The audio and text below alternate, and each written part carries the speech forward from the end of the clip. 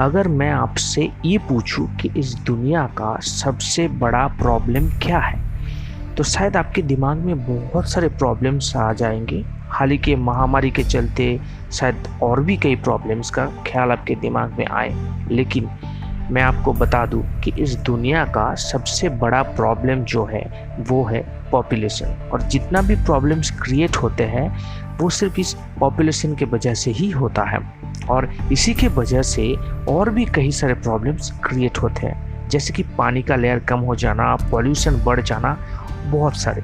लेकिन पॉपुलेशन का सबसे बड़ा इम्पैक्ट अगर किसी के ऊपर पड़ता है तो वो है पेड़, यानी कि ट्रीज के ऊपर।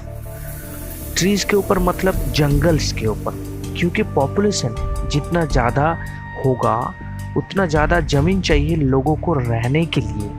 तो शायद हो सकता है एक दिन ऐसा हो कि हमारी दुनिया में जगह ही ना बचे कि हम पेड़ लगा सके या फिर पेड़ उगा सके। अब इस प्रॉब्लम को देखकर बहुत से लोगों के दिमाग में ये थॉट आ सकता है कि दुनिया में इतने सारे डेजर्ट है और वो तो खाली पड़ा है, तो क्या हम वहाँ पेड़ नहीं लगा सकते? और इतनी बड़े बड़े डेजर्ट को पेड़ से भर दे तो दुनिया में पेड़ की प्रॉब्लम ही ख़त्म हो जाता है, तो हम ऐसा क्यों नहीं कर रहे हैं? तो क्या ये सोच आपके दिमाग में भी आते हैं? अगर आते हैं तो चलिए जानते हैं, अगर हम सहारा डेजर्ट को या फिर सहारा डेजर्ट में प्लांटेशन प्रोग्राम चलाए, मतलब पूरा डेजर्ट अगर पेड़ से भर दे तो क्या होगा, और क्या ये सही में मुमकिन है? चलिए जानते हैं। वैसे चाइना ने ये काम बहुत पहले से ही शुरू कर दिया था, करीब 30 साल पहले, लेकिन बहुत ही छोटे एरिया में।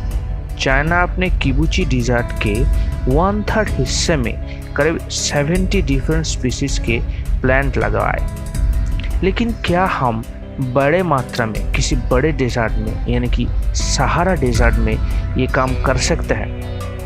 अब सहारा डेजर्ट की बात करें तो सहारा डेजर्ट का एरिया है करीब 8.6 मिलियन किलोमीटर, जो करीब अमेरिका जितना बड़ा है।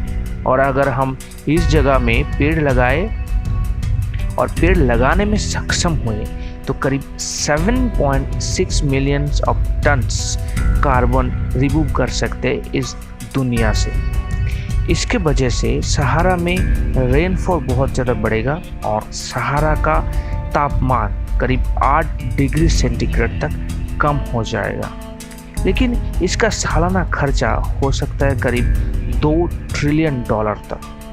अगर मानिए हम ये पैसा एफोर्ड भी कर लिए, फिर भी कुछ चीज़ घट सकता है ऐसा जो बहुत ज़्यादा खतरनाक है। जब हम मिलियंस ऑफ ट्रीज प्लांट करेंगे सहारा डेजर्ट में तो ज़्यादा रेनफॉल होगा, रेनफॉल बढ़ेगा तो उस रीजन गीला हो जाएगा, और गीला हो जाने के वजह से लोकस्ट की खतरा बहुत ज़्यादा बढ़ जाएगा। और लोकस्ट आपको पता है कुछ दिनों में शायद इंडिया में भी आ जाए। और क्या आपको ये पता है, ये एक हैरान की बात है कि एक लोकस्ट कितना खा सकता है? तो एक लोकस्ट 2500 इंसान, करीब 2500 इंसान मिलके जो एक दिन में खा सकता है, वो एक लोकस्ट खुद अकेला खा सकता है। अगर ऐसा लोकस्ट के बारे में अगर आप कुछ वीडियो चाहते हैं तो मुझे कमेंट पे कमेंट कर सकते हैं, मैं शायद बना दूं।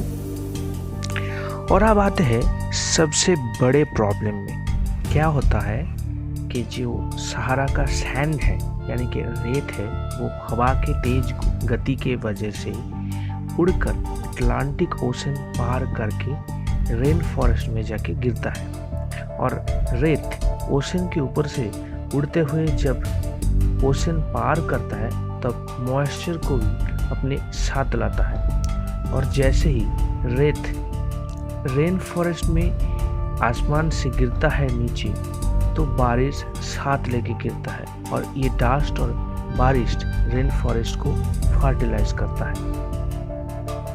के मतलब रेन फॉरेस्ट में जो बारिश होती है उसका मेन कारण है सहारा का रेन। तो सोचिए अगर सहारा नहीं होगा तो रेन फॉरेस्ट में बारिश नहीं होगा, और बारिश नहीं होगा तो अमेज़न रेन फॉरेस्ट भी नहीं रहेगा।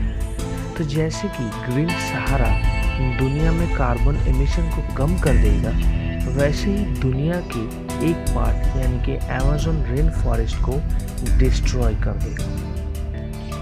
और शायद इसलिए ही सहारा में प्लांटेशन प्रोग्राम नहीं होता है, सहारा में पेड़ नहीं लगाया जाता है। हो सकता है कि बाद में ऐसा हो, तो अगर होगा तो मैं ये जानकारी आपके साथ शेयर करूँगा। और अगर आपको ये वीडियो अच्छा लगा हो, ये जानकारी अच्छा लगा हो, तो मेरे इस वीडियो को लाइक कीजिए, ज़्यादा से ज़्यादा शेयर कीजिए और मेरे इस चैनल को सब्सक्राइब कीजिए। Thank you for watching my video.